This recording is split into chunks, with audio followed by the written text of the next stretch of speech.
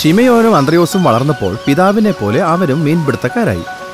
ഒരു ദിവസം ഈശോ തന്റെ അനുയായികളോടൊപ്പം കടൽക്കരയിലേക്ക് വന്നു. പത്രോസിന്റെ വള്ളം അവിടെ കിടക്കുന്നുണ്ടായിരുന്നു. ഈശോ അതിൽ കയറിയിരുന്നിട്ട് പത്രോസിനെ നോക്കി വിളിച്ചു, എന്റെ കൂട്ടുകാരാ, നിനക്ക് സുഖം തന്നെയല്ലേ? ആരാണത്? ഈശോയെ കണ്ടപ്പോൾ പത്രോസിന്റെ ഹൃദയം സമാധാനവും ആനന്ദവും കൊണ്ട് നിറഞ്ഞു. സഹോദരൻ അന്ത്രയോസ് ഒരിക്കൽ ഈശോയെ കാണാൻ അവനെയും കൂട്ടി പോയ കാര്യം പത്രോസ് ഓർമ്മിച്ചു. നിന്റെ ഈ വള്ളം എനിക്ക് ഉപകാരമായി. ദൈവം നിന്നെ അനുഗ്രഹിക്കട്ടെ.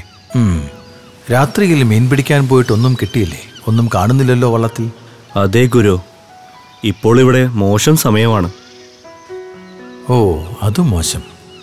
എന്നാൽ നമുക്കൊന്നുകൂടി പോയാലോ മീൻ പിടിക്കാൻ? ആഴം കൂടിയ ഭാഗത്ത് നമുക്ക് വലയിട്ട് നോക്കാം. ഗുരു, ഇന്നലെ മുഴുവൻ ഞങ്ങൾ ശ്രമിച്ചതാ, എന്നാൽ ഒന്നും തന്നെ കിട്ടിയില്ല. എന്തായാലും അങ്ങ് പറഞ്ഞതുകൊണ്ട് ഞങ്ങൾ ഒന്നും കൂടി ശ്രമിക്കാം. പത്രോസ് പരിചയസമ്പന്നനായ ഒരു മീൻപിടുത്തക്കാരനായിരുന്നു. ഈശോയ്ക്ക് മീൻപിടുത്തത്തെക്കുറിച്ച് ഒന്നും അറിയില്ല എന്ന് പത്രോസിന് അറിയുകയും ചെയ്യാം. എന്നാലും ഈശോയെ അനുസരിക്കാൻ എന്തോ ഒന്ന് പത്രോസിനെ പ്രേരിപ്പിച്ചു. അവർ വല ഉയർത്തിയപ്പോൾ വല കീറിപ്പോകത്തക്ക നിലയിൽ മത്സ്യങ്ങളെ കൊണ്ട് നിറഞ്ഞിരിക്കുന്നതായി കണ്ടു. പത്രോസും അന്ത്രയോസും മറ്റു വള്ളങ്ങളിലുണ്ടായിരുന്ന കൂട്ടുകാരെ സഹായത്തിന് വിളിച്ചു.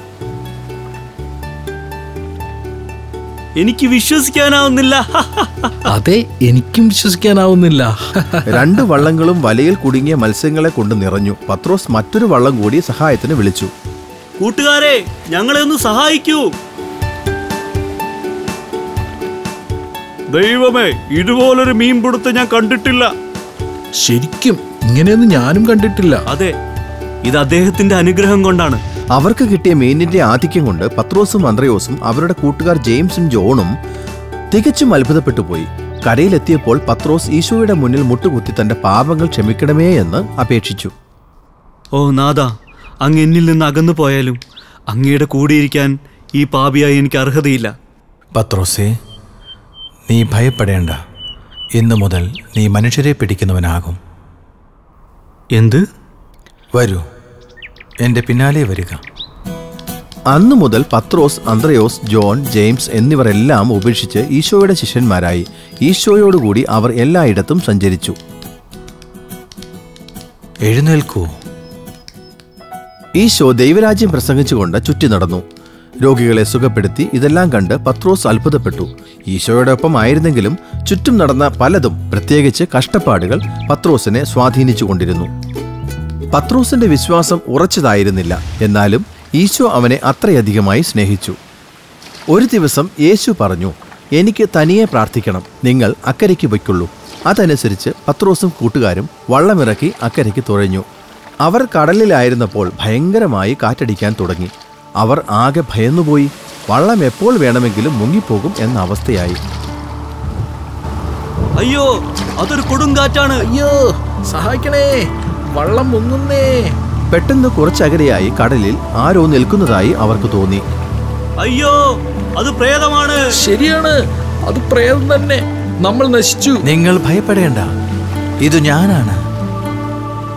അത് നമ്മുടെ ഗുരുവിന്റെ ശബ്ദമല്ലേ? ഈ കടലിലോ? അത് ഗുരു ആയിരിക്കില്ല. ഗുരു, യഥാർത്ഥത്തിൽ അങ്ങനെയാണെങ്കിൽ വെള്ളത്തിന് മുകളിലൂടെ അങ്ങോട്ട് വരുവാൻ എന്നോട് കൽപ്പിച്ചാലും. പത്രോസേ, അടുത്തേക്ക് വരൂ. അത് ഗുരുവാണ്. ഞാൻ അദ്ദേഹത്തിന്റെ അടുത്തേക്ക് പോകട്ടെ? ശിമയോൻ, ശ്രദ്ധിക്കണേ. അതൊരത്ഭുതമായിരുന്നു. പത്രോസ് വെള്ളത്തിന് മീതെ നടക്കുകയായിരുന്നു. തനിക്കിത് കഴിഞ്ഞെന്ന് പത്രോസിന് പോലും വിശ്വസിക്കാൻ കഴിഞ്ഞില്ല. നോക്കൂ, ഞാൻ വെള്ളത്തിന്റെ മുകളിലൂടെ നടക്കുകയാണ്. പെട്ടെന്ന് പത്രോസ് വെള്ളത്തിൽ മുങ്ങാൻ തുടങ്ങി. കാലുകൾ വെള്ളത്തിലേക്ക് താഴ്ന്നു. ഗുരു, എന്നെ രക്ഷിക്കണേ, ഞാൻ മുങ്ങി താഴുന്നേ. രക്ഷിക്കണേ, രക്ഷിക്കണേ, ഞാൻ മുങ്ങി താഴുന്നേ. അല്പവിശ്വാസി, നീ സംശയിച്ചത് എന്തിനാണ് പത്രോസേ? ഈശോ പത്രോസിന്റെ കൈപിടിച്ച് അവനെ അപകടത്തിൽ നിന്ന് രക്ഷിച്ചു.